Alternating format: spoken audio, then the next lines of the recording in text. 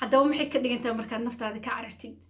waa maxay su-aashaas naftada laga cararay su-aashaas waa su-aal isweydiin badan ma qof baa jira ka carara naftiisa ma qof baa jira naftiisa aan jeclayn haddaba taas waxaan kuu sheegayaa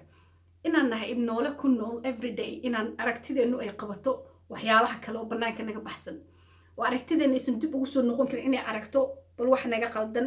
waxa in saxniin u baahan meesha la u baahan in la dhageysto soo haddaba haddii aad doonaysid ina peace inaan lahaatid yacni sida aad ku soo saari lahayd oo haddana aad tiraahdid waa hore igu dambeysay inaan nafteeda inta meel fariisto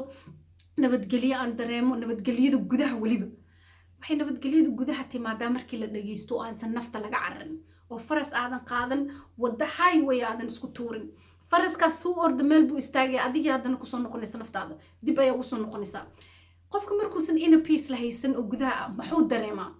negative inuu ka bato inuu fikir maanta dhan maskaxdiisa soo galo in fikrado aanan loo dirsanin maskaxdiisa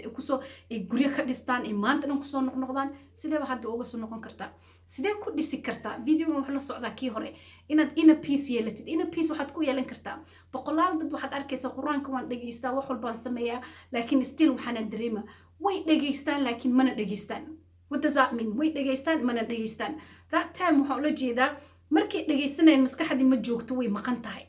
maskaxdu waxay ku maqantay suuqa waxay ku maqantay dukaanka waxay ku maqantay shalay wixii dhacay daraad wixii dhacay laakiin ma doonaysaa inaad ina peace yeelatid oo qur-aanka aad dhigaa inta gashatid si fiican u macaansatid ka bilow